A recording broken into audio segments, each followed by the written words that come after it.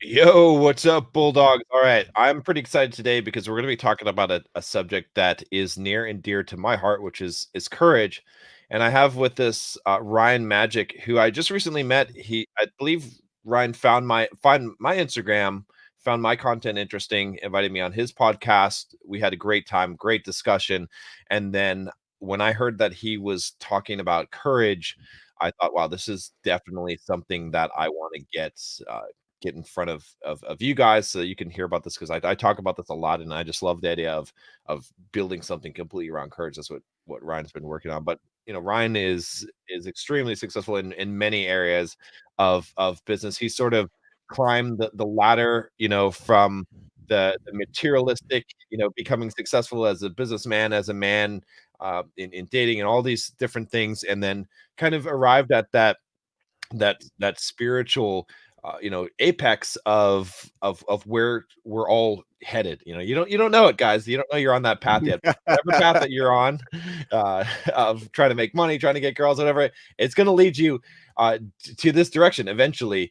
And it's cool to talk to some of that. So did I hopefully I accurately described some of these things, Ryan, but Yeah. welcome, man. Thanks, man. Thanks heaps for having me on. And it's funny that you said that about you don't know it yet, but you're on this journey towards spirituality. That's the logical next step after success. Yeah, So yeah, you'll be there. You guys will get there. Only if you back yourselves to become successful, then you'll get there. exactly. So I'm trying to think where we should start here. I guess maybe a little bit, just diving a little bit before we jump into the courage, just a little bit more on your background and kind of, yeah, maybe a little bit of your story. I think that would be interesting to hear. So Yeah, man, absolutely. I'd love to. So what the reason I love courage as well goes straight into my backstory because I grew up so socially anxious. I grew up in a really chaotic environment with drug abusive parents where there was a lot of yelling and a lot of yeah lack of safety from my little child self's perspective. And so when I went to primary school as a kid, when I was like 5 6 years old, the principal of the school had to pull me off my mum's arms because I was so enmeshed with her, and I was just would be crying and wailing and so scared of the world. And that really summarized my whole upbringing. I was very socially anxious, and I got recognized for achieving things and succeeding at things because I didn't hang out with people. I just did math sums at lunchtime and recess, and would play sport in my spare time outside school. So I was good at things, but I was very, very nervous. And so mhm. what happened was throughout my primary school, I kind of built some confidence. And then I went to high school. And at the start of high school, my mum one morning when I woke up called my dad. My dad, they were together at the time, but he got a call and I just hear my dad yelling, "What do you mean you're not coming back?" And I was just thinking, whatever, they're just having another fight. But my mum actually didn't come back. I didn't see her for 4 years. Oh And wow. so, yeah, that shocked me massively. And living with my dad, who was suicidal and very anxious and depressed himself at that time and very abusive, it was mainly verbally. It was a big shock to my system. And again, I went really deep into that social anxiety.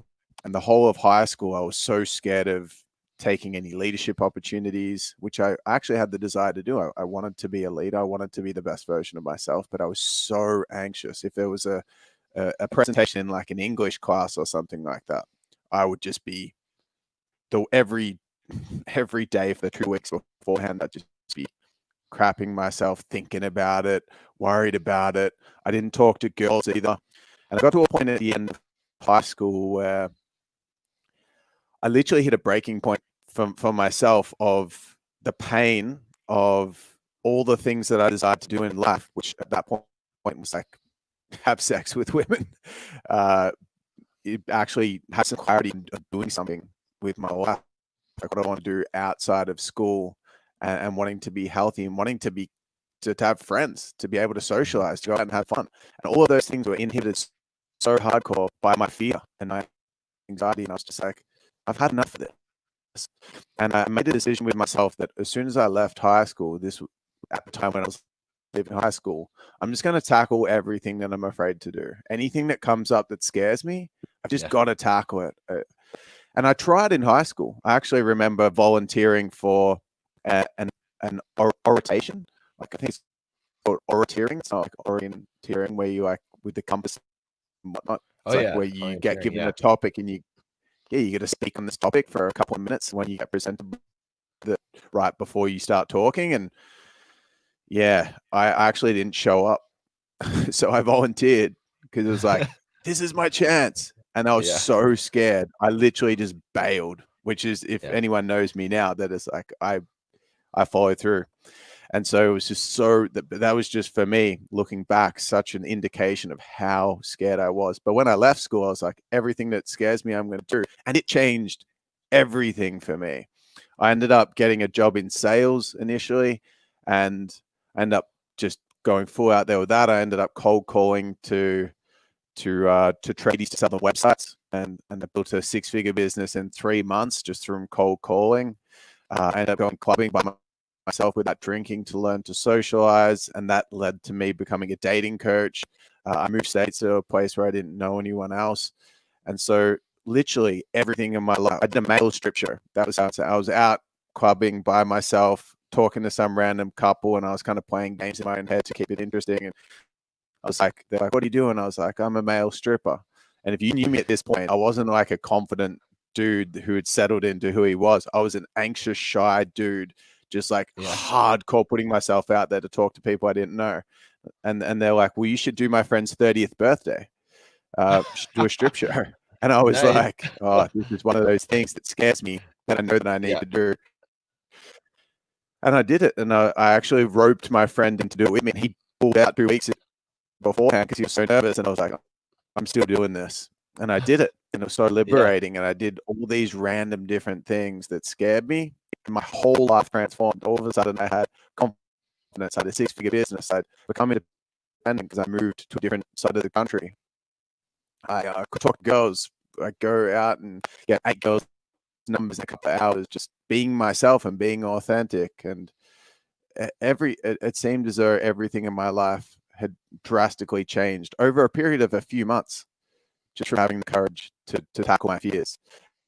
And that really led me to the path of business. And then I chopped and changed businesses to try to find my path of purpose, and then found a business that I resonated with, which was coaching and helping life coaches get clients because of my experience with sales and marketing, running a digital agency. And I combined them and then built a multi-million-dollar business there, became really successful with that, and had 25 staff and all that jazz. And then ended up having like what John very sneakily seeded that you guys are going to be experiencing around spirituality. I had that moment, and that just put me into a point of confusion. And I realized that I was trying to prove myself and fight with the world and become successful and get all these externals. And then I went internal, and then I integrated back into a balance of both, which feels really great. So that's essentially my story. Awesome. Wow, that's pretty crazy, especially the. Oh, by the way, before I think there's a little bit of an audio problem on your side. It was kind of breaking up a little bit. I didn't want to interrupt you there, but it was kind of choppy. I don't know if it's a bandwidth or it sounded like it could be radio interference or something as well, but Right. So we're live now, right? yeah, we're live. Yep. Because I can go. One of my friends is staying with me at the moment using the internet. I can ask her to jump off it because it'll make it better. Hey, Crystal. Love this on the live. This is what lives are for. So Yeah, exactly. I'll be back. okay. Yeah, thanks guys for letting me know about the audio. I was hearing it. I was hoping it would resolve itself. All right. That'll help slightly, hopefully. Okay, yeah, that sounds like that's better so far. So cool. Yeah, so that's interesting about that's funny about the stripper. I I have said that before. And it's always funny to say, yeah, I'm a stripper. And then, and I did get one time or two where I almost like signed up to actually do it like a bachelorette party, and it didn't end up panning out. But I think if it would have panned out, I would have taken the $500 and I would have done it. So, but I'd like to think so. But that's funny. So that's cool though. You actually went through with it. So did you actually rehearse? I mean, I would imagine. I'm just thinking like if I actually went through that, I'd be like the very first thing I'd go home is like fucking start Googling and like what the hell do I do? Like I need a dance routine. Like how does this work? Is that what you did, or did you just wing it? Yeah. Oh, now we lost you.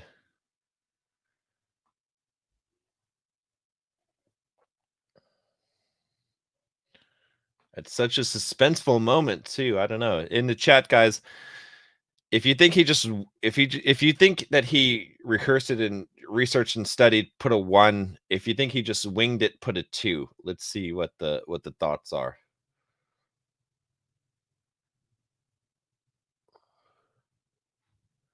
And also, yes, that I'm disappointed in some of you guys with the thinking that's an English accent when it's.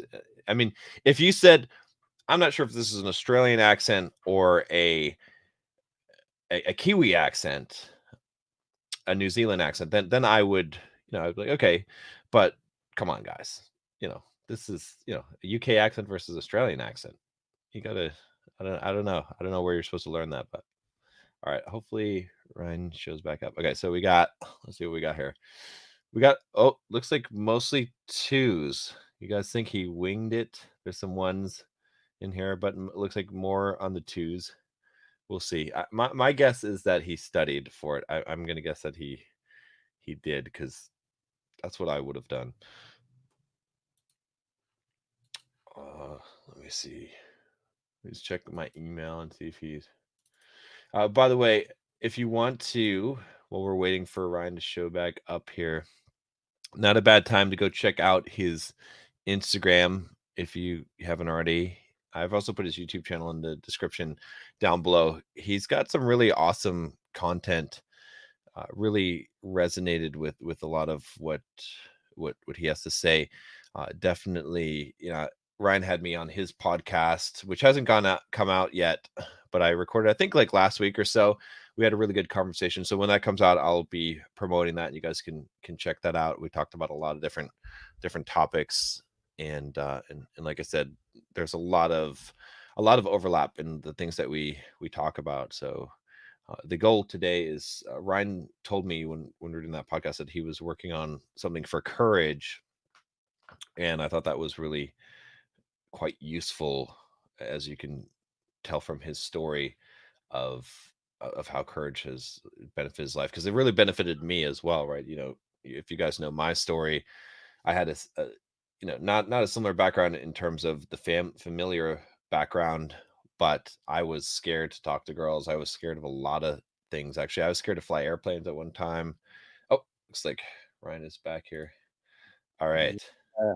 I'm not feeling super solid about this, John. It's Okay.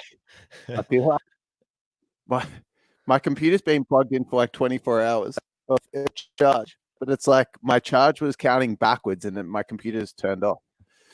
So I'm not sure what's going on. The old MacBook Pro let me down. Okay, it might be on its last legs there, but well, I mean, we'll do the best we can. If if we lose you or we need to do some different time, we can always do that if it doesn't work out. So the old trust and surrender piece. Yep, that's all we can do. So let's see. Oh yeah, so I had people vote whether or not they believe that you researched it or if you just winged it as far as the strip show. It looks like most people think you just winged it. So No, actually, I rehearsed it so hard, okay, and it was pretty funny because I was living with my nan at the time, and and my nan like helped me make these stripper jeans. Like I have these jeans on that have buttons on the sides. Flick it off. So there was a fair bit of support going on there, which I thoroughly appreciated at the time. But it was a hardcore rehearsed thing. If I was to do it now, I would probably wing it. but back then I was like hardcore structured with this strip show. Such an outrageous thing to do. Far out. Yeah. But that's, I mean, that must have been a good experience. Like, and then you could legit now tell girls that you are a male, like now you're a professional because you've been paid for it, so it's legit now. So Yes, yes, totally. It's interesting though, because I know that's a joke, but on the topic of like dating and stuff like that, I find dating super simple, super easy. Like if I just ever see someone that I'm attracted to, I just go up and I tell them that, and then I introduce myself authentically and get into a normal conversation, and then say I would like to take you on a date. And then if I don't feel the connection, then I won't, and then we'll go out on a date of some kind, and that's it. It's like super simple. Whereas I used to be like all tricky about it, and that was from the influence of reading books like The Game or The Mystery Method and stuff like that when I was 17, 18.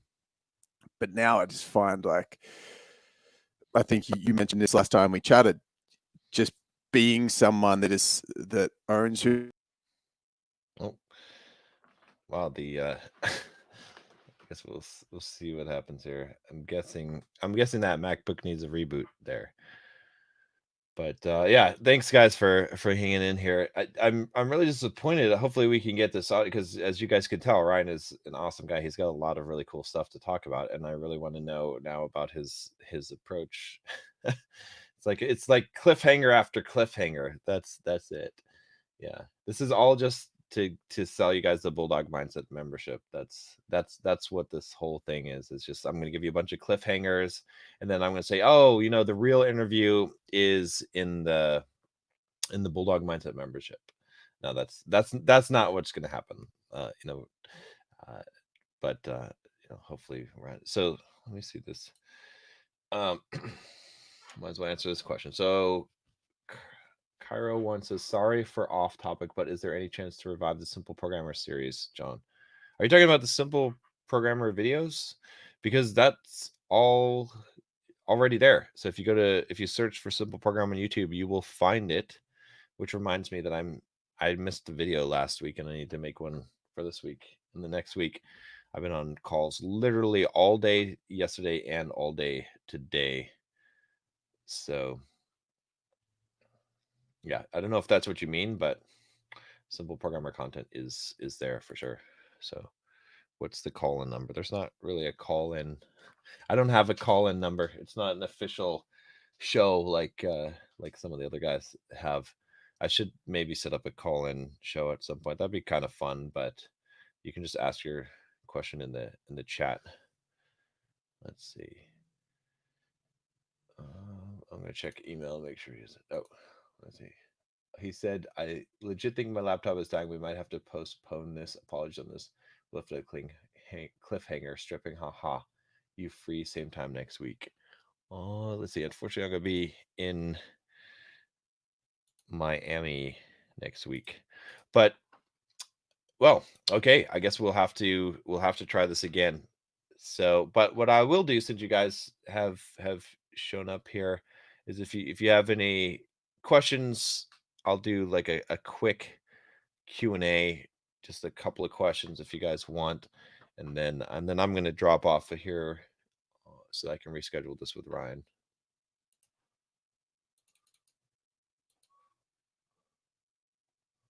Huh, that's unfortunate though. Here we go. Here's a good question. How do you turn disrespectful women into respectful women? That's a really good question. Well, you do that in two ways. One of them is by not tolerating disrespect. And I hate to use the word tolerate because that implies that like you do something in response that like I'm not tolerating this, which your way of not tolerating things is to not allow them into your life, right? So if a woman speaks to you in a disrespectful way or treats you disrespectfully, you call it out and you make it known that you don't appreciate that behavior, don't say the words, I don't tolerate this. Just say, that's not cool, or that I don't find that to be very attractive, or don't talk to me that way. And that's all. Whatever you say, this is key. This is the key thing for you guys to understand. When you say something, that's it. So carefully choose your words, and that's the end of the subject. There's no talking about that anymore. Don't. Oh, looks like Ryan is back here. I I was about to give up. I saw. Oh, you're muted. Let me see. All right, this is normal. This is without my mic or anything. I'd already given up. I was just like checking on what's going on with my laptop, but it's on 8% now, Oh, which okay. means we should be sweet. Okay, cool. Yeah. No. Yeah. Can you hear me okay right now without a mic? Yeah. You sound good. Actually, here you might as well. I was just answering this question. I just decided to maybe you've got it. I was saying so. My answer was saying that like Great how to do be you back. what's that? Yeah. It's just great to be back. The audio's better. Everything's rocking. Good. I was I don't know if you can see the question up here about how do you turn Yeah. disrespectful into respectful. And I was saying that, basically you don't you don't tolerate, and when I say tolerate, in the sense that don't say I don't tolerate things, but you don't tolerate things by not allowing them to be in your life. And Yeah. and the way that you do that is remove those things. And so if a woman speaks to you in a disrespectful way or something like that, then you just call it out. You say, I don't like this, or don't talk to me like that. Or you could even say, that's not attractive. I don't find that very attractive. Whatever you want to say. But I said, choose your words carefully, because those are the last words that you're going to say about that. And that's how you actually do it, is by that's it. You don't argue, you don't get to a discussion. If it doesn't even matter if it's a woman or a man. Relationship, or is this on just meeting someone? I think that this is more on a meeting someone, Oh. but I don't know. I would apply it to, or I think the question is more on it, but I would apply it in my mind in a relationship as well, as like disrespectful. When someone's disrespectful, I call out my boundary and I say what it is, and then that's I don't need to delve it. I don't need to explain it. I don't need to say more about it. That's the end of it. From my perspective, I would say based on who it's with. Like if someone was acting disrespectful and you're in a long-term trusting relationship with them, I definitely explain. I would put in the effort to explain more of the why behind it. Alison Armstrong talks about this with communication. She's a relationship expert, and just says, like, if you state the why behind something, you give people an understanding of why it's important to you, and they usually have a lot more empathy for what your desires are, or what's happening with you, because they understand the depth behind it, and they're not just taking what you've done on surface value. But if this is someone on the front end or early in a dating process, what you said I would 100% agree with, which is that if you have enough self-worth, you're not out there trying to get someone. You're just out there trying to find the woman that you believe is the right fit for you. And therefore you're looking for, it's called null hypothesis. It's assuming that it's not right and looking for evidence that it is, as opposed to assuming that it's right. Whereas a lot of people do that. It's like when they interview someone in a business or they go in dating, they're just like, anything they can have to amplify the possibility of it working, they're like, there's that similarity, and they're looking for all the good stuff. And therefore they're looking through rose-colored glasses, and they're missing out the signs because they're innately like desperate. They've got that desperation vibe. Whereas if they've got high self-worth, you'd be looking, just going very calmly, like you said, you don't need to argue or anything like that. You just go in your head, I can tell this person hasn't done the work on themselves, or they don't have a healthy communication style. And there's a lack of an alignment from a needs perspective, my needs of what I'm looking for with a healthy, full woman that loves herself, and therefore is going to create a healthy dynamic for both of us if we're together. And then I just exit on out. And then look. Yeah. Yeah, I like that. I like that, the idea of screening, and it's almost like you're filtering out. You don't have a horse in the race, in the sense that you're not trying to make it work. You're just, this is a clear filter, right? Or a clear sign. If someone's being disrespectful to you, then okay, no offense, but hey, that's you're giving me a sign that you're not the one that I actually want to spend time with, or someone that I want to spend time with. Yeah. Yeah. It's not what they want to hear. Yeah. But it'll be true. All right. So let's resume. I'm trying to remember what we were before we got cut off on a cliffhanger. Stripping, dating, all sorts of rich topics. but in a nutshell, it was just, I kind of gave a summary of my journey, and was speaking about, like, let's get into courage, because I know that's what people are here for. Yeah, let's talk about that. I am trying to remember though, real quick though, that last thing, that there was a cliffhanger where we dropped off. Do you remember what it was? It was I was talking about dating. I was talking about dating originally, and how dating can be a very simple game. There's no need, because we were talking about the story around being a stripper, and I was like, hey, you actually are a stripper now. And I was like, but I wouldn't even say that. I'd just go and talk to women and just be myself, and know that I'm a valuable dude that's going to attract the right person.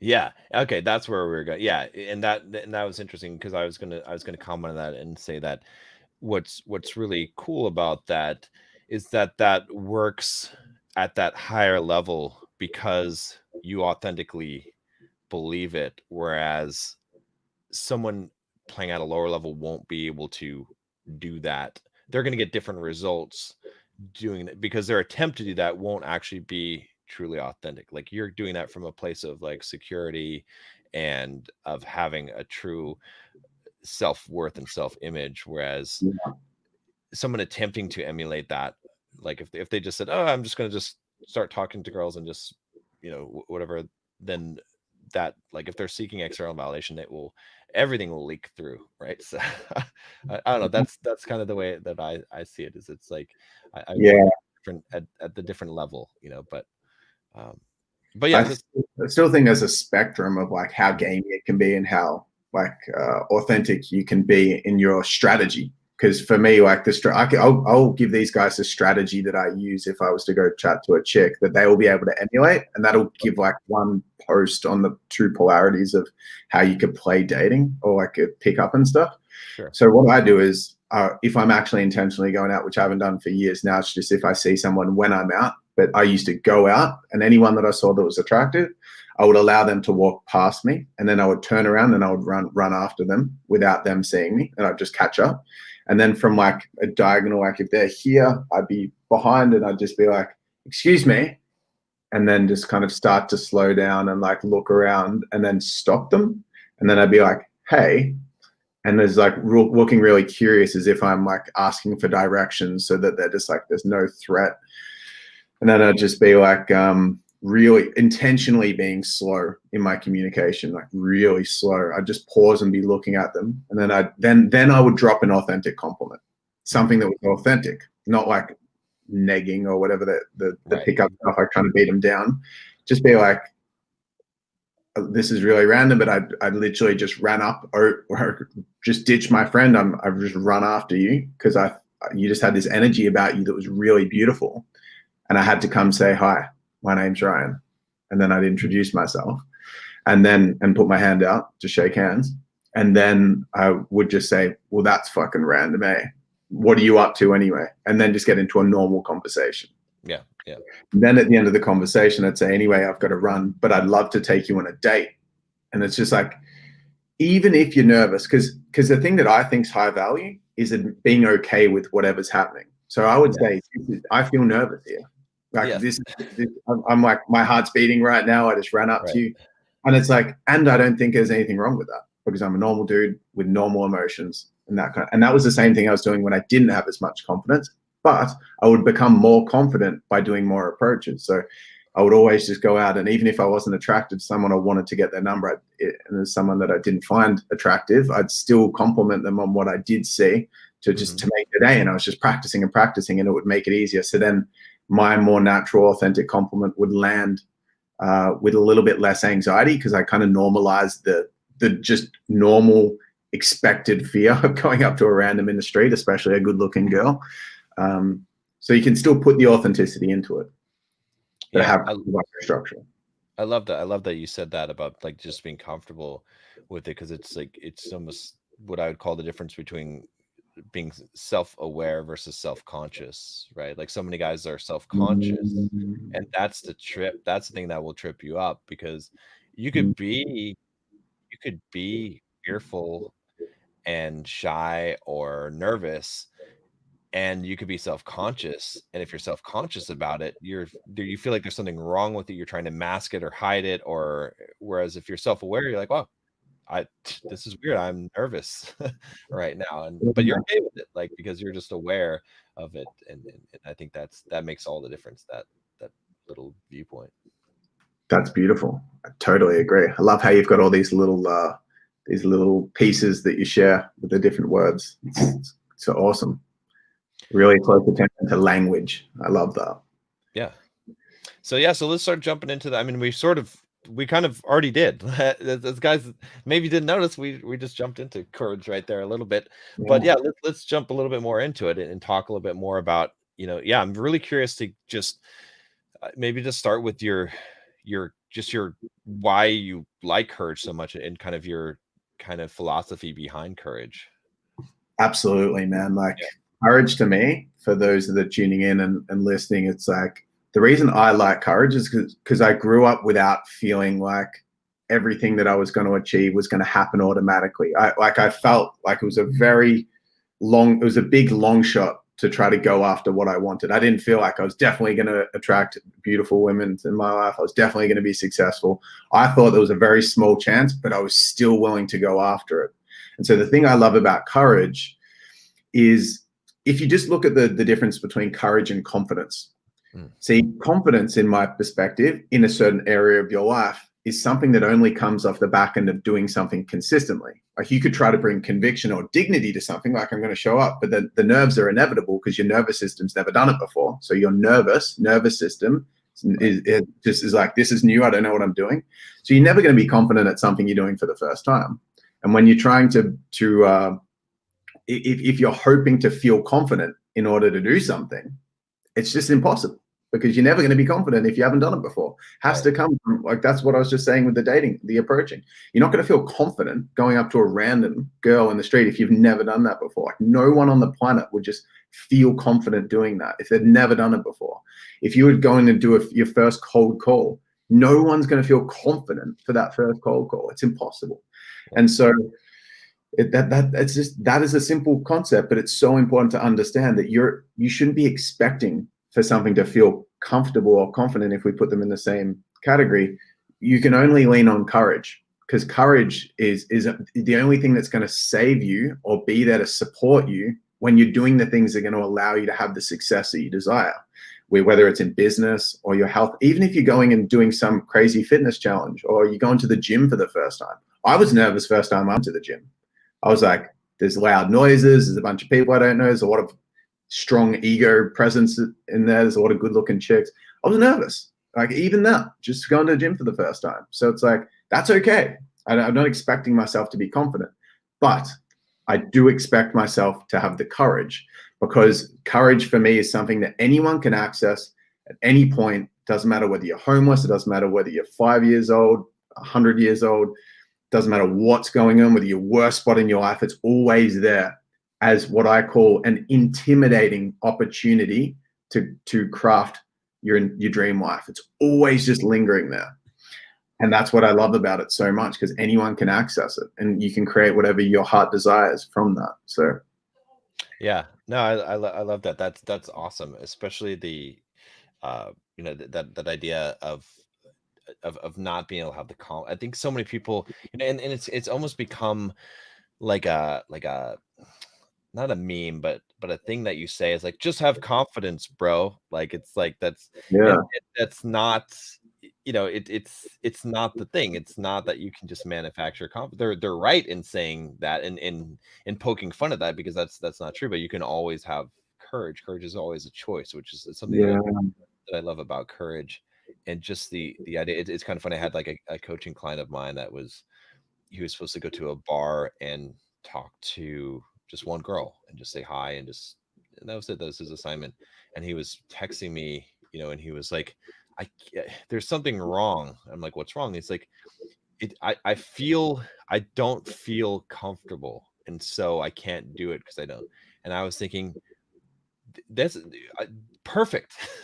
This is the best thing. This is exactly what we're trying to do, is to be uncomfortable, but to be comfortable, to just, as well, I asked him, I was like, what's wrong with being uncomfortable? And he's like, well, it's not what it's supposed to be. I'm like, no. What if there's nothing wrong with being uncomfortable? What if that's just okay?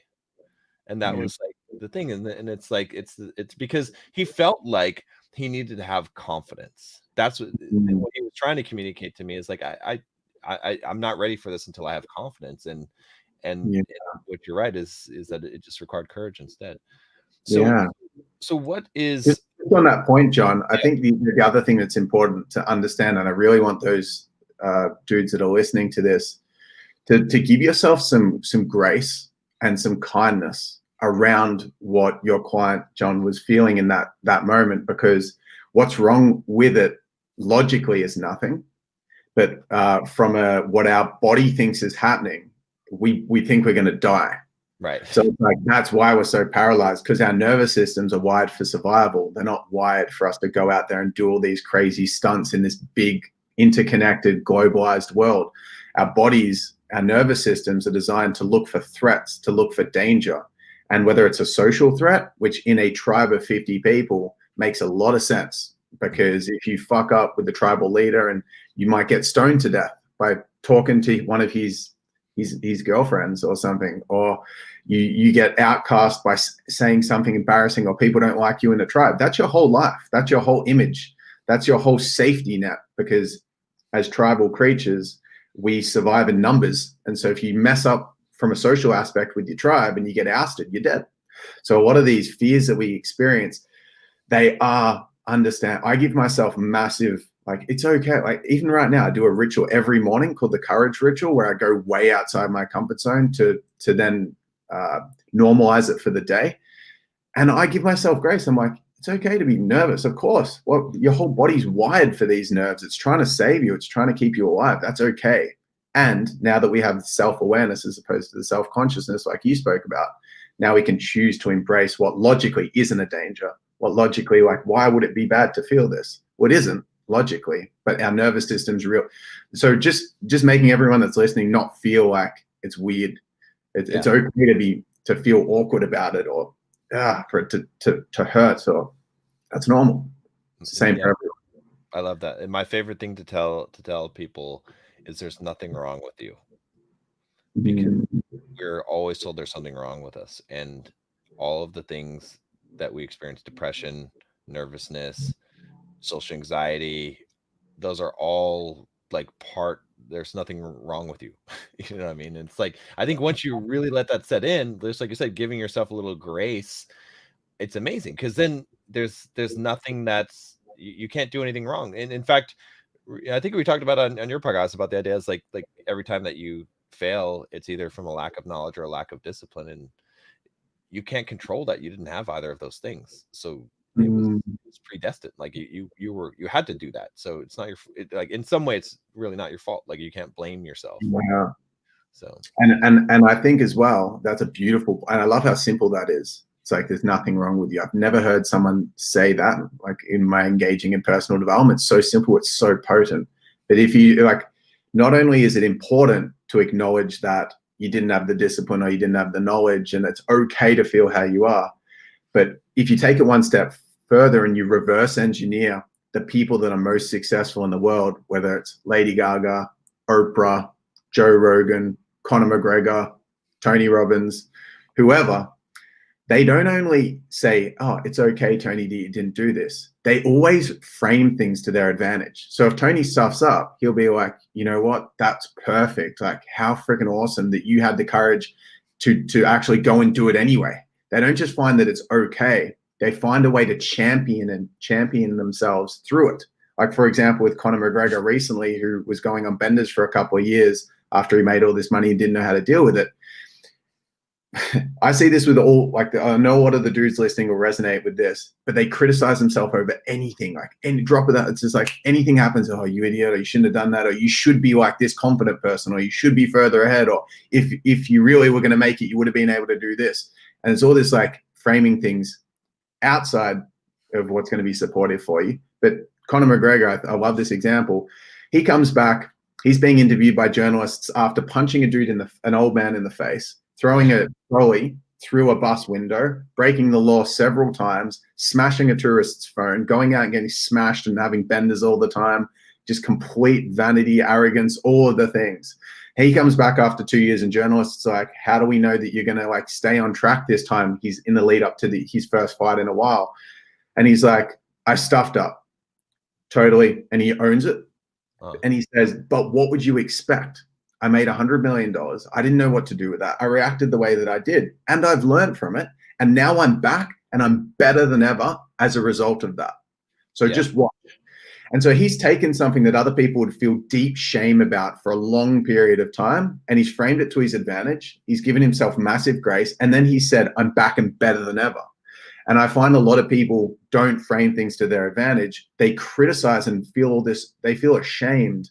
And what you said there, I feel, is a very potent antidote to that, which is there's nothing wrong with you. And you may as well frame everything to your advantage, because what's the opposite? Just to feel shame. So it doesn't help. Yeah, it's funny. One of my business partners used to hate it because every time he would tell me something, he would be like, John, I know what you're going to say. Like, what am I going to say? You're going to say, that's good because. Like, that's right. Because I realized that's what I just say all the time, is that's good because. No matter what kind of bad news, he's like, whatever bad news I bring you, you just always say that's good because. Like, don't say that's good because. And it's like, well, because you have to turn it around. And I like what you said, that Conor McGregor one. I didn't realize that, but I have this philosophy about never apologizing. Never apologize, explain. It's like I borrowed part of it from Benjamin Disraeli. I think he had said the never explain or complain, but the apologize part I think is important, because you just own what you did. I mean, so many people apologize as if like you made a choice and you did it. So just own it. It doesn't mean it was the right choice, but you made the choice that you had to make at that point in life, because you were that person who made that choice. Like, it wasn't, and so just owning something I think is so valuable. It's like you either, there's no need to apologize. You either make something right or own it, or both, as opposed to giving lip service to a thing and regretting. Like, to me, apology looks like regret, whereas owning looks like, yeah, I did this thing, I grew from it. It might have been the right thing. It may have harmed people, but I grew from it, and that makes it a positive in the end. Because I totally agree with the basis behind that. I feel like that view for me, that view is important for the conversation that I have with myself. But if I know that I stuffed up, even if I did the best that I could with the resources I have, I also look to discern if I've actually hurt someone else with my actions. And then I would apologize for hurting them, but I wouldn't apologize for to myself and feel shame around it, but still feel okay being like, yeah, I messed up. I'm sorry about that. I'm sorry that I hurt your feelings with that, but I've learned from it, and here's where I'm going. So still holding myself with dignity, but if I've really messed someone up, I'd also feel comfortable apologizing if I felt it was needed. Awesome. So let's talk a little bit about the courage and how to. I mean, this was a thing that I couldn't figure out. I was living a lot of my life thinking that courage was the absence of fear. So if I wasn't afraid, then I was courageous. And so my whole strategy was, let me block out the fear. Let me ignore the fear. Let me distract myself from the fear. Let me read a bunch of stuff until I'm not afraid anymore. And that is courage. Yeah. And I didn't learn, that was completely wrong until long, after. But how does someone develop courage, and what is it to, how do they turn that on and strengthen? Yeah. I love what you said there. Most people think that courage is the absence of fear, and the synonym that they think exists, which I think they're very different, but fearlessness and courage, they think it's the same thing. Like, if you're fearless, it assumes it's that you don't experience the fear. But what I really like to just make very clear to people is that everyone is experiencing the exact same nervous system, because we're all humans. We have these like completely different personality and path and experience and background and life. All of our lives are so different. We look so different. What we do is so different as humans, but our bodies are the same. Like we still have a beating heart in the same spot, and we have like lungs, and we have a rib cage, and we have a cranium, and like all of our bodies are the same. And the sensations that we experience are the same as well. It's not like someone feels happy and then another person's feeling happy and it's a completely different experience. It's the same experience, but what makes them happy would be different. And the same thing around fear. Everyone is experiencing the same thing. And I find that very liberating, because then when you realize, and the reason that I know this for myself is because as I've become more and more materially successful and my actions have led to producing success and fruits, you know, I thought that I would get more to that point of just confidence in general, where I didn't feel that nervous system response of fear, but it's never changed. It's never changed. My relationship to it has, which is what you're asking about. Like, how do you become, like, how does someone develop courage? Because courage is the character trait of how to navigate that fear, but the fear is never going to change. And I find that super liberating, because it humanizes everyone. Like, for example, Lady Gaga doing a new album in a different genre of music for the first time, she would be feeling just as scared as you might be doing an approach in the street. It'd be the same feeling in the body, different level of intensity based on contextually how intense it was for her to do that and for you to do that. But everyone still has their next most aligned step. And this actually comes down to, even though it sounds like woo-woo, intuition. See, intuition for me is essentially my most aligned next step. And a lot of people think intuition woo-woo, but what it actually is, what it's been designed for, from what I've learned studying the Bhagavad Gita and ancient Vedic wisdom and a bunch of different philosophies and whatnot, intuition's purpose is one thing: growth. That's the purpose of intuition for every person that utilizes it. So I have an intuitive next step. John's got an intuitive next step, which is where we feel, yes, this is what I need to do next. And the two metrics that, the two pieces that make something intuitive is it excites the shit out of you and scares the shit out of you. So when you have those two things existing, you know it's intuitive. If it excited you but didn't scare you, it's not intuitive. Because if it doesn't scare you, i.e. your nervous system's not like, this is new, I've never done this before, I'm venturing to the unknown where I've never been before, which is the only place that you truly get growth, in the unknown. If you understand that intuition isn't some fluffy thing, it's the scariest thing that you could do, plus the most exciting, as your next most aligned step, which has the purpose of you growing. That's it. And so we have these, our hearts are like, why do I desire to do certain things and John does different things, and everyone's got a completely different map of what they want to do next. It's completely subjective and custom to that person.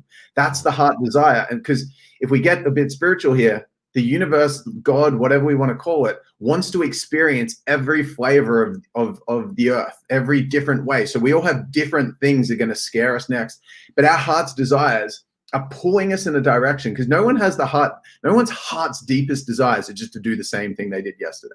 No one's like, I'm so excited to wake up and do exactly what I did yesterday. People's heart's desires are always some kind of dream or some kind of big, lofty forward movement. Why? Because our hearts are pulling us in a direction. It's like God's dangling a carrot for you that God knows is going to force you into the unknown and then get you to grow, because growth is what is pulling you. Intuition is what pulling you into growth. So understand that intuition is all about doing shit that grows you. And if you change your focus from, I want the outcome, I so badly want me to get a sale from this sales call, or I so badly want to make $100,000 this year, I so badly want to make $500,000 this year, I so badly need to get this chick. If your intention aligns with God's intention or the universe, because I'm not religious, by the way, I don't believe in like a Christian or Catholicism. When I say God, I'm just like to personalize the functioning of the universe with a personality. Oh, it's God, but whatever, just the energy or the flowing of the universe, whatever. Yeah, consciousness, subatomic world, quantum. Sure. It's pulling you in that direction of what's going to create growth for you, and if you change your association of I want to grow, that's what I want. I actually want to align my intentions with the universe's intentions of expansion. Because if we go 4.5 billion years ago when the Earth was created, there were only single-celled organisms on the planet. That's it. Single-celled organisms. We're multi-billion cell organisms as human beings. So from 4.5 billion years ago to today, we are the most advanced, crazy organisms that exist on the planet. And we're a product of constant change, growth, and innovation. Our nervous systems, our bodies, the way that we function are so complex and so advanced compared to like little tiny cells that existed 4.5 billion years ago. But because the only constant we have is change or growth or evolution, that's what we're designed for as one of our key functions. And so if you understand that and align with that, all the fruits come naturally. This is what you said. You're married to the work, but you're not married to the outcomes or the fruits. So if you can see that everything that you want is going to come off the back end of you aligning yourself to growth, and you know you're meant to be uncomfortable at every step of the way, because fear is unavoidable and courage is just the antidote to it. And just something that I love courage, because the Latin root word of courage is core, and core means heart. And that's why heart's desires, you need to have courage to access your heart's desires. I just fucking love that. So I'll give you a chance to give your thoughts on that before we move into some strategies to become more courageous and whatnot. But I really love that important pre-frame around fear being something that everyone experiences exactly the same, no matter what. But everyone's desires that are pulling them in the direction for growth is what's going to actually, is unique to them. Yeah, I love that. Just the idea. There's a few things that I wanted to pull apart in there. You know, the most primary being, like you said, with fear being something that you always have, that that it's like, because Yeah. once you accept it, it's almost like I often use the analogy of people thinking that life is either a sprint or a marathon. And if you believe that it's a sprint, then you try to get through the day, and then you think you're going to rest afterwards. And so like you're living for the weekend, you're living like every day you're like, oh shoot, like you think the race is over, but then there's more shit the next day, more shit the next day. But if you think it's a marathon and you think that every day is going to be hard and it's supposed to be a challenge, and and every day you start over and you get kicked in the face again, but that's how it's supposed to be, and you're expecting that, then it becomes so much more of a pleasant experience that you're, as opposed to, and it's kind of that, you know, I think with that perspective on fear, if you're thinking that the fear is supposed to go away, when it doesn't, it's going to be a slap in the face, and you're going to be self-doubting yourself all the time and getting down on yourself, feeling like, why are you still this coward? Why are you still afraid? Whereas if you expect that it's going to be there all the time, then you know that you're prepared to deal with it. Yeah, and I think that the thing that really helps me with that concept is knowing that Tony Robbins had it and still has it. And therefore, what it does for me is makes me realize that I'm no different to them. Yeah. And because if I'm feeling something in me and I'm like, oh, I'm feeling so scared, but look at how confident Conor McGregor is, then it's easy to go, well, how would I ever get to that point? But when you realize that, no, he is always experiencing what you currently experience, and that makes you feel so low and trapped and ashamed and unworthy and pathetic. He experiences the same thing when he was at your point, exactly the same. No difference in the nervous system, and he still does. He's just got more affirmation and self-worth because him choosing to do what he had to do intuitively at his point at your age. If you choose to do the same thing that your heart's pulling, your next intuitive step at your age, and you do that for 5 years or 10 years, you'll have a similar level of fruits that will come, success that will come as well. And you'll inevitably build an enormous amount of self-worth from realizing, holy shit, look at what I've created. But it would be for the same reason that he's just tackled all his fears, you'll be tackling yours. It's the same. You're the same. There's no difference. Exactly. Yeah, that's reassuring. I also like what you said about the intuition and the guiding, like that compass. I had, you know, I think it's an even more crisp way of looking at reality, rather than using fear and pain as a compass, is something I say often. But I like that idea of that intersection of the fear and the excitement. That's probably more accurate, that like going outside the comfort zone. And it's interesting too, like again, you know, looking at the dating, you know, I think a lot of times with like where this ties in with confidence too is a lot of guys will be like, oh yeah, you know, when you guys are telling guys to just go up and start approaching girls, and they're not good looking guys or whatever, they're going to get rejected, and it's going to continue to undermine their confidence over time. And so it's not like doing this is going to make them better; it's going to make them worse, because they're going to get an affirmation of the rejection, which is going to continue to lower their confidence. But my counter to that is always, when I'm teaching guys, is to say, your goal is not to get a phone number or to get a positive result from this interaction. Your goal is to put yourself into an uncomfortable situation. And as soon as you do that and you endure it, you win. And Yeah. that's the goal. And so you can't lose. You can only win, because all you have to do, as soon as you've done it, you've won. Yeah. And that's, you know, I love that tie-in between the confidence and the courage, and how you said that you know, it's that intuition, and that's the intuition guiding you. Like if you're just constantly if you're not looking at the results, but you're constantly pointing in that direction, knowing that as long as you follow that intuition, as you call it, that you're going to get where you need to go in life, then it doesn't matter. You're just doing that thing, as opposed to when you're focused on the results. That's when you get beat down, because you don't always get those results. You can't control it. Yeah. And this conversation is full of like really solid pieces that can resonate in our minds and make us go, yeah, I get it intellectually, but there's still going to be that inevitable experiencing. Like we can talk about how awesome this is, but everyone that's listening is you still are going to have to go out and feel that disgusting, putrid. That's why I say it's an intimidating opportunity, because it's fucking intimidating. Like this, our intuition, our courage is an intimidating opportunity, because if you don't take it, in the Bhagavad Gita, they say essentially, if you bring what is within you out to the world, it will liberate you. But if you don't, it'll destroy you. Yeah. And I really resonate with that, because I've experienced both. I've experienced stints or seasons of really trusting my heart and having the courage to go after what I want, and feeling so liberated, still having the ups and downs of human emotion as a normal person will, but feeling really awesome about who I am and where I'm going and where I'm at. And then I've experienced times where I've kept what I desire within me out of fear. Even over the last couple of years, there's been seasons of that. And then it has destroyed me. Maybe not like I'm not dead, but it's like started to eat up at me. And I can feel the difference of the liberation or the opposite of that, doing it or not. And so, yeah, that's all I've got for this point.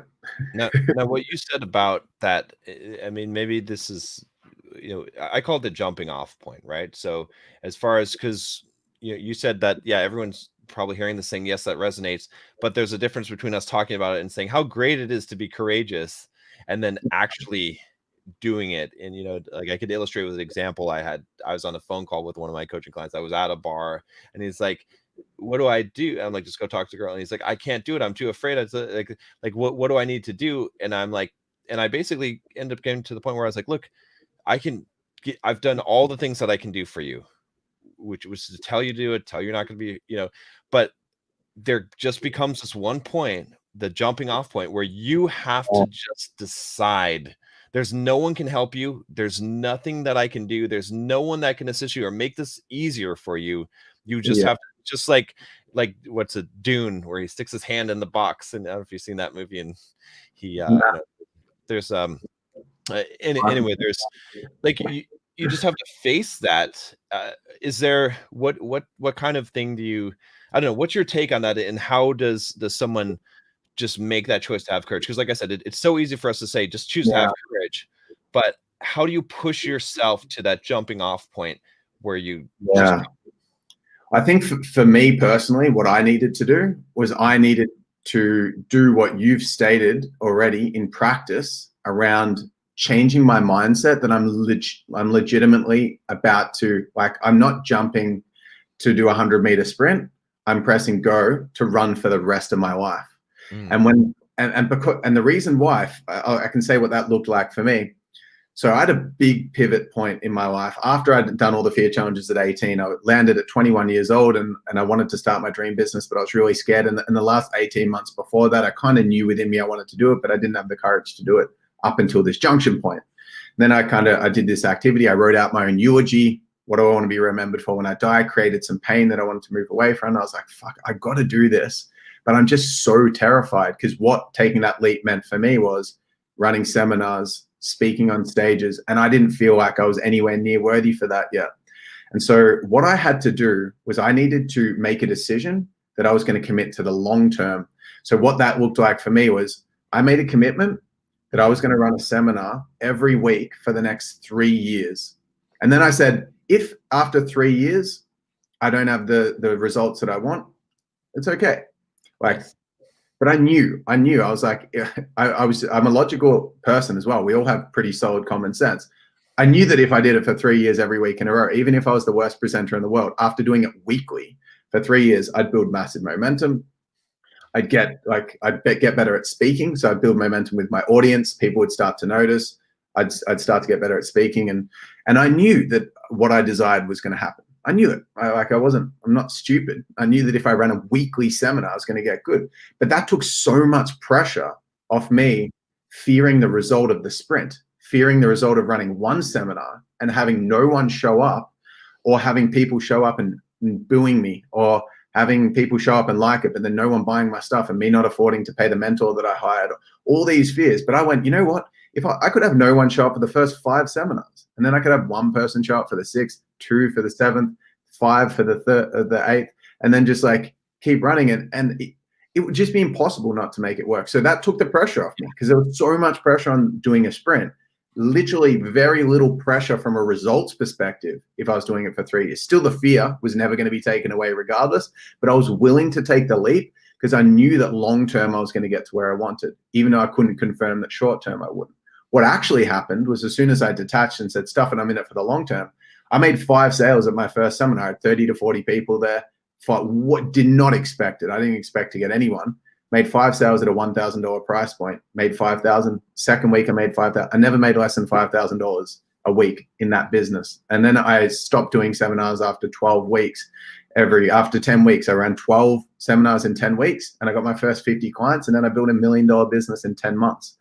But I didn't expect that. I was willing to just eat shit, do terrible, suck at everything, because that could have also happened. And I was willing for that to happen. So then anything better than that was a bonus. And so if someone's on the edge of that cliff, that taking the leap moment, I would say go long term and give yourself a really easy journey to win, because that's the truth. People overestimate what they can achieve in the short term, and then they underestimate what they can achieve in the long term. I even did that. I didn't expect that I'd do $10 million in business. I way underestimated what I was capable of. And still, I'm now 28 going, I've already done 10 million business. I can do anything. And I'm like, fuck, I could literally become an actor. I could become a rapper.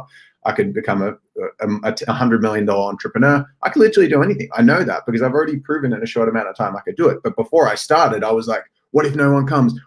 Playing with all these tiny micro problems, as opposed to devoting to the macro, being willing to fail on the micro so I don't fail on the macro. And everyone here can do that with that long-term perspective. And then you're definitely going to get what you want in life, what your heart desires. You've got a lot of people on this live stream right now nodding their heads frantically as you've been saying that, because this is eerily parallel to a lot of the things that I talk about for Bulldogs, which is trusting the process, right? Yeah.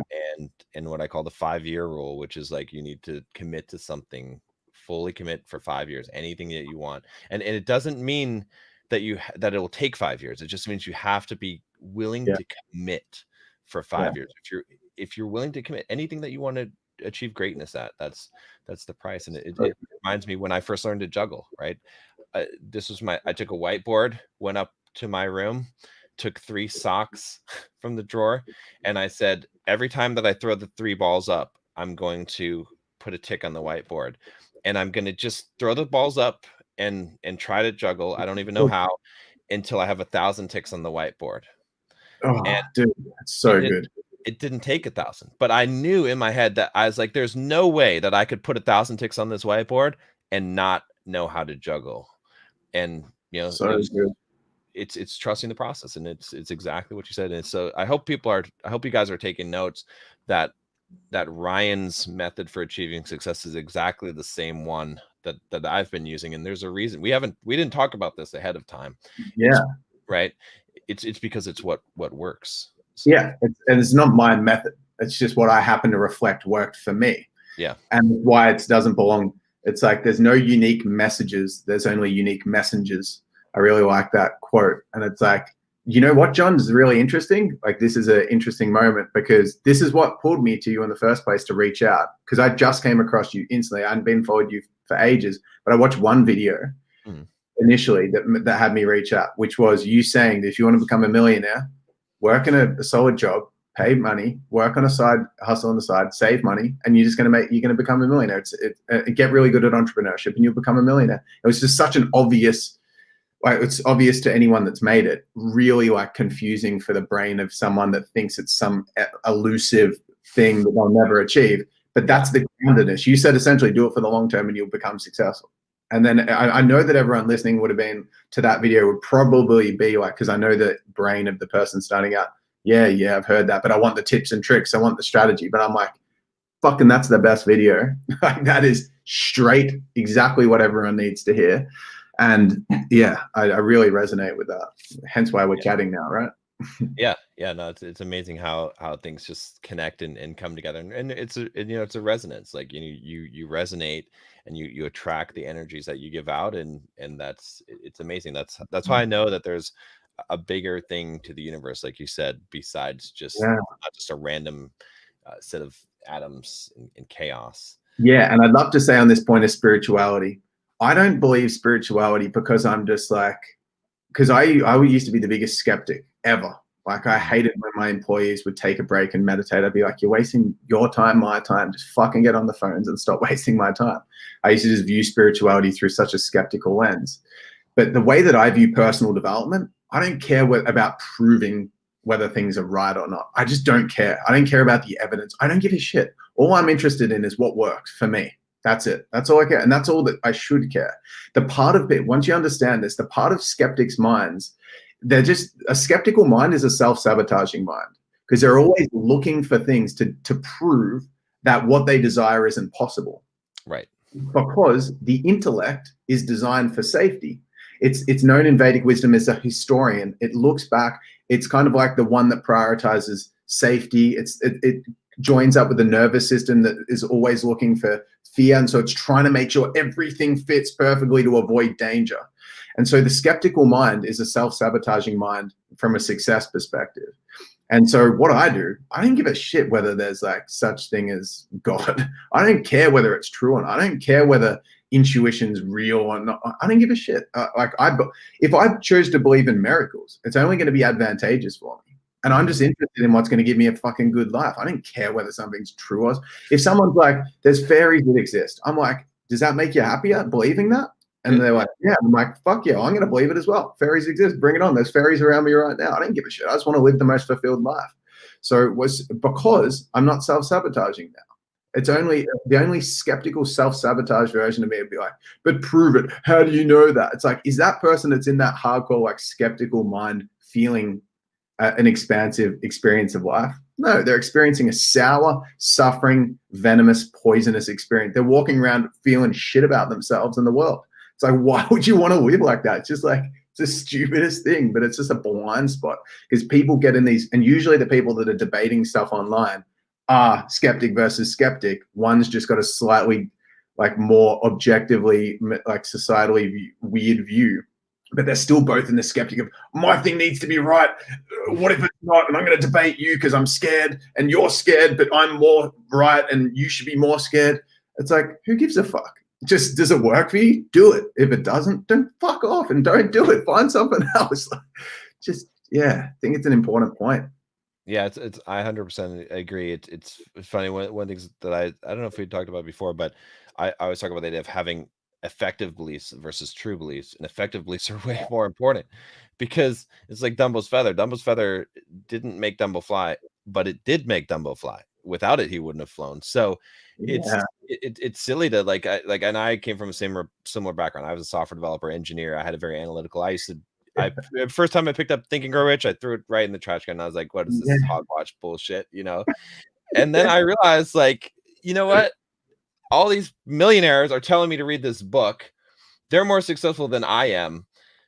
it doesn't really matter if it's true. It matters that apparently people that hold this belief are more successful, whether it's Yeah, true or not. It doesn't matter if it's true. And I love. it's like, and the whole thing is so crazy anyway, because when you go to the quantum level and when you look at like everything in this, everything we think we know about science, there's no truth like that we know. I'm not saying that there's not truth, but I'm saying we don't know what the truth is, because everything is a model. Yeah, Everything is a model. There is not one thing. Even I was just talking to Connor Murphy the other day. I was talking about mathematics, and I was saying, like, is this one, and this is one, and so this is two. I was like, well, what if I remove a couple of atoms from this? Is that not one anymore? It's like, yeah, it's all a concept. It's not real. Mathematics aren't real. The concept of one, it doesn't actually exist anywhere in the real world. We conceptualize it.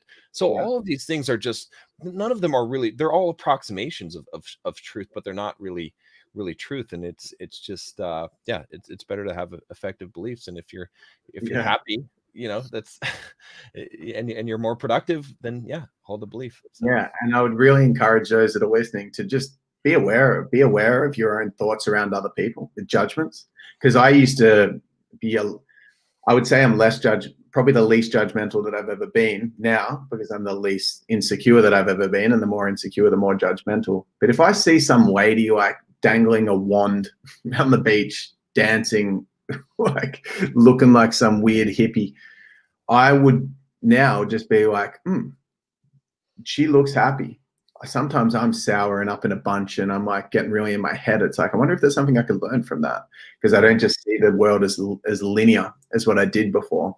But anyway, this is going off on a tangent: logic versus emotion, and experience versus results, and success versus fulfillment, which I think. One last thing I think that's important to say on the subject, which I think is really useful, is I hold probabilities of belief instead of actual beliefs. And what that allows me to do is to not be attached to them. So, for example, this one is, a lot of people get upset about this one, but I think there's maybe a 99% chance that the Earth is round and a 1% chance it's flat. Okay? Yeah, you say this purposely to stir people as the example. Right. And people get so bent out of shape thinking I'm a crackpot and I'm crazy because I allow a 1% probability of belief that I operate as if it's round. But because I won't, but I'm not attached to, because I have I am signing a percentage as opposed to an exact. Like, people always want to, they want, well, then that means you don't believe this or that. And it's like, no, it's a probability. Like everything, maybe I learned playing poker, but everything has a probability. And if you look at the quantum level, it's correct anyway, because nothing is, it all is. We're all in a probability wave. So yeah, well, I see beliefs just purely as giving people certainty, and if they're craving, like those who have their certainty questioned, is when they get all defensive and skeptical because they're scared. So if you're saying, because the reason that people get up in a bunch of, why would someone care if you believe, even if you had 100% belief that it was false? How does that affect them in any way? The only reason is because they see you as someone with an opinion, and then they're scared that their opinion's wrong, and then their world, and then they're going to be all unsafe, and so that's why they get up in a bunch with it, because it actually doesn't affect them in any way what your beliefs are. It's got no impact on them. So yeah, it's interesting. We do have a question here. I think that's maybe good to answer. And then I promise, guys, we'll jump. We got to be wrapping up pretty soon here, but we can finish up on the courage thing and sure. But maybe you can address this one here. Yeah. What about intelligent people who feel better because they believe the truth over benefiting beliefs? Yeah. So what I would say, Johan, is that you've got, when you say intelligent people, that's subjective, because there's emotional intelligence. You're probably saying, what about intellectual people that feel better because in truth over benefiting beliefs would probably be more accurate, but that's okay. And what about intellectually intelligent people who feel better in believing over truth? The reason why they'd feel better is because they'd feel safer. So people will always go against their values to meet their needs. If someone's like values being honest, but then they're about to be tortured, they'd say anything to avoid. I would as well, because my need for safety is being met. I'm in massive danger. I'm going to lie. Fuck it. If it saves my life, of course I would. Not going to be like some random person torturing me, but I'm going to tell the truth. No, my nervous system will be like, no, lie to keep you alive. So people in this point, in the same way, truth for them is keeping them safe.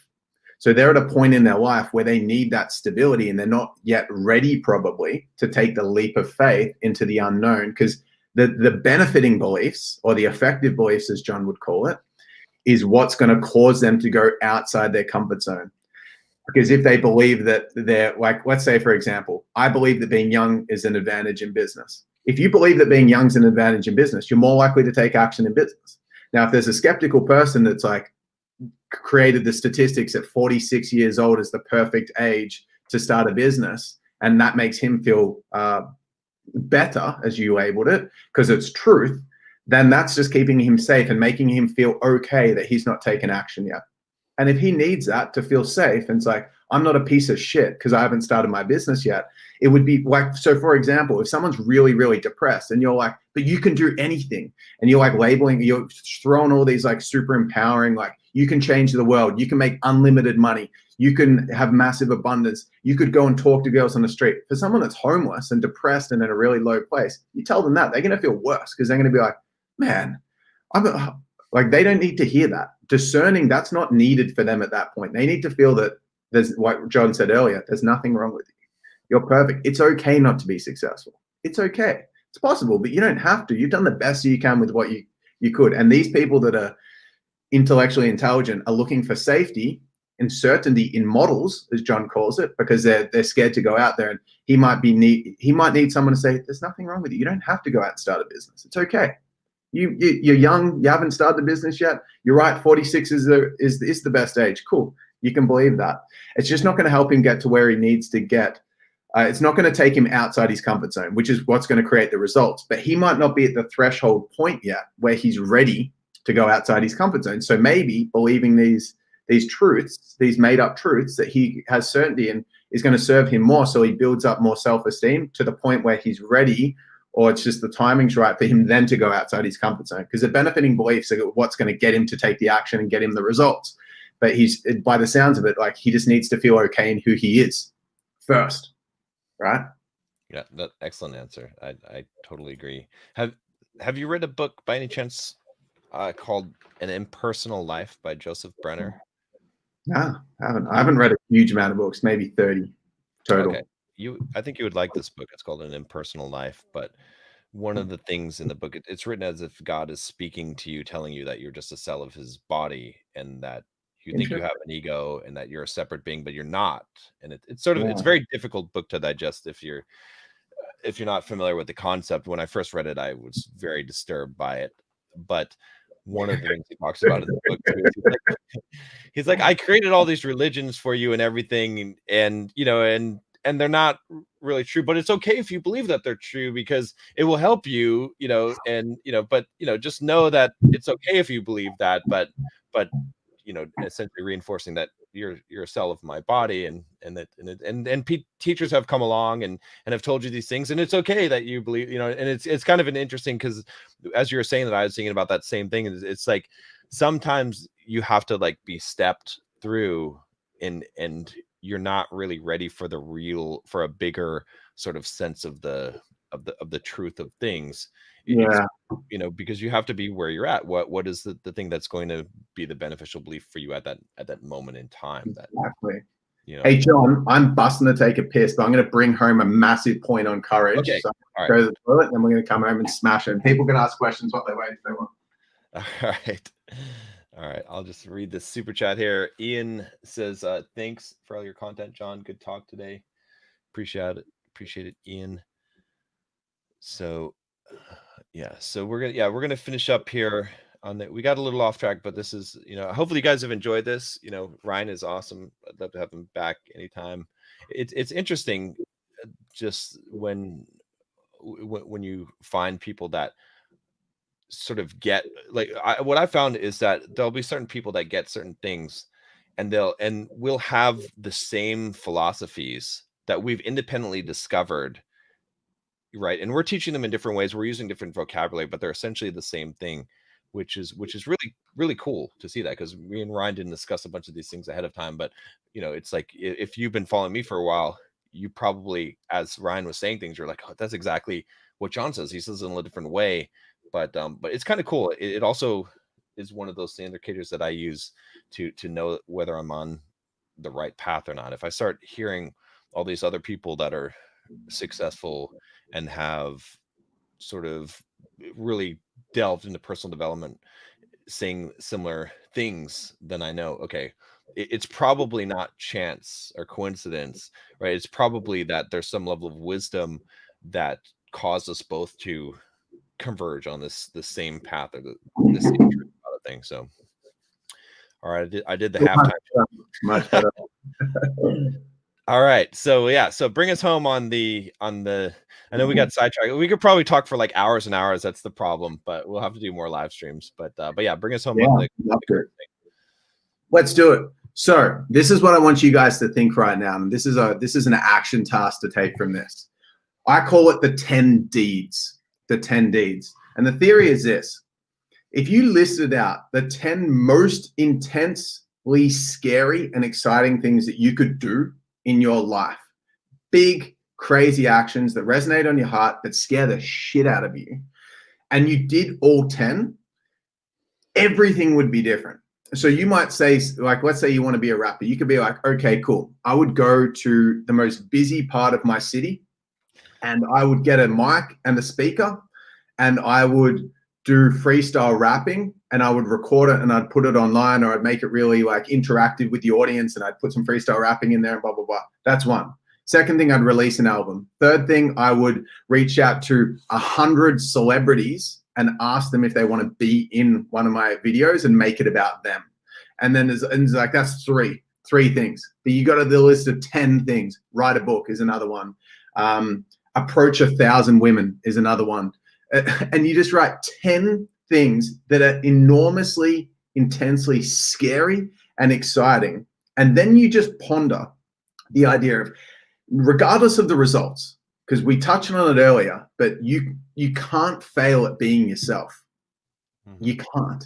If you think that you would do all the things on your heart's desires and then you just end up as a bum and you literally went out there, then you like, why are you even having a go at life? It's like a fundamentally flawed view. Surely you're going to believe that if you did everything that you were meant to, that you can achieve what you're meant to at least, and live the life that you deserve and you desire.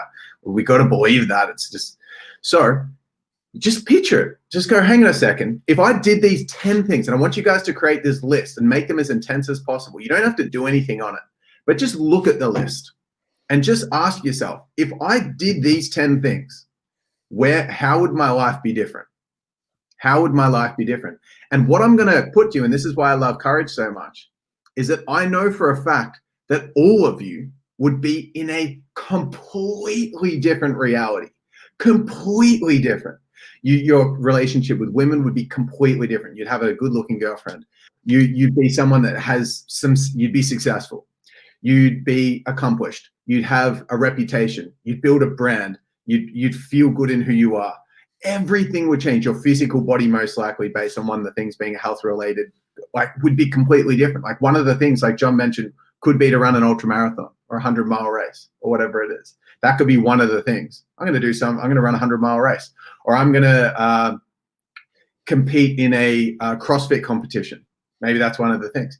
That if you're right now not into your health and fitness, you are going to be in a completely different position off the back end of doing it. And what I like about this is anyone could write this list of 10 and do them all, and their life would be not just a tiny bit different. It would be just a completely different stratosphere. You could be further ahead than John and I put together by doing your 10 deeds. Yeah, it's possible, literally, just from doing these 10 things. And the cool thing is, like, these are the prerequisites. Has to excite the shit out of you, and has to scare the shit out of you, and it has to be something that you can do straight away. Like, you don't just write, I'd buy $100 million yacht. It's like, well, you can't do that, so it's not on your 10 deeds. It has to be something you can execute, even if it's executed poorly. Like, I don't have a book publisher. Doesn't matter. Write it. You could write a book straight away. You could just get in Microsoft Word and start typing. Like, so what I want to offer you guys in terms of an opportunity, like I said, an intimidating opportunity, but an opportunity nevertheless. You're still cool. You're still living your life. You're not better than me, worse than me. You're not better than John, worse than John. You're just living your life. Most people don't take this intimidating opportunity, but it's there. It's there because you've got a heart, a mind, a soul that could allow you to write 10 things down. And if you did it, your whole life would drastically change. No need for strategy. no need for intelligence.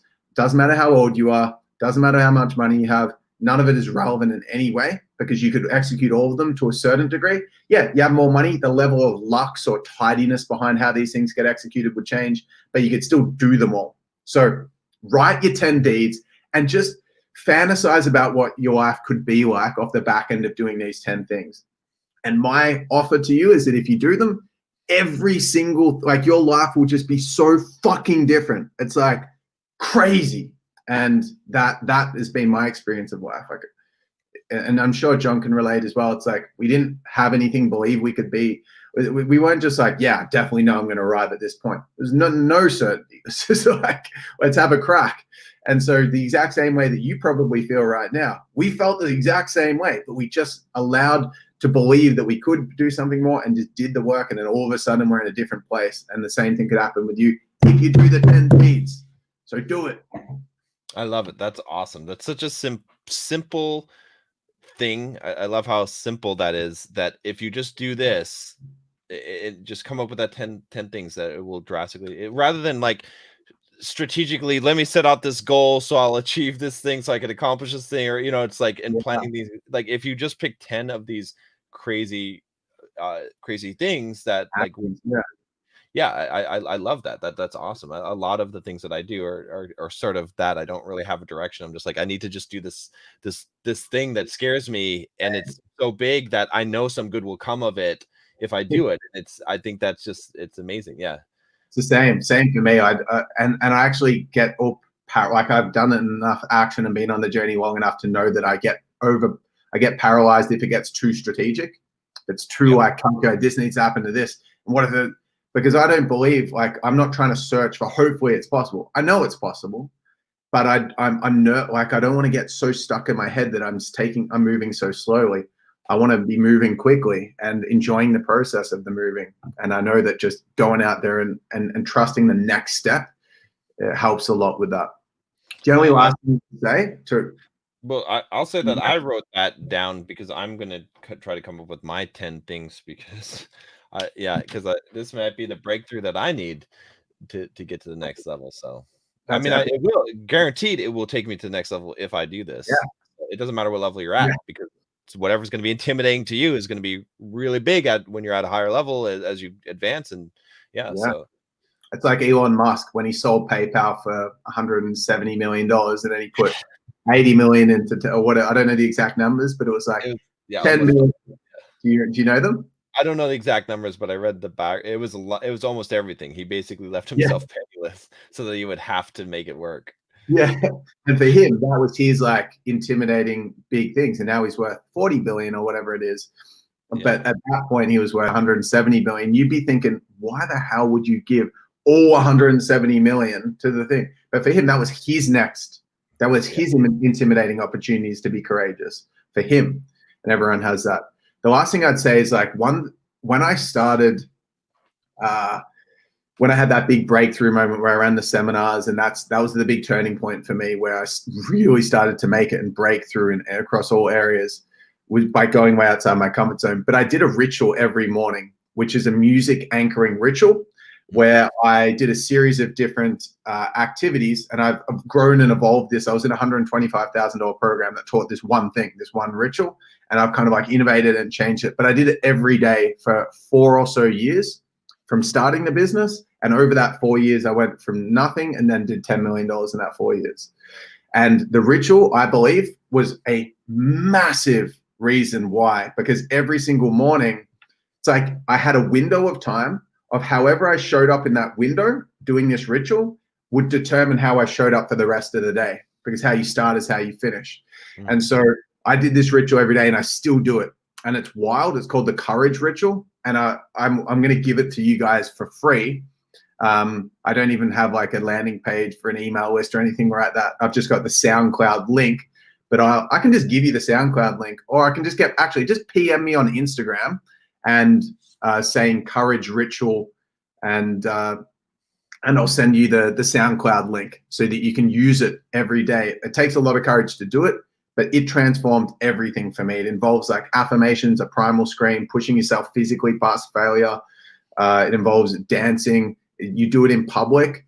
it's intense, but I do it every day, and it is honestly the difference between whether I have a really whether I can execute on my 10 deeds or not.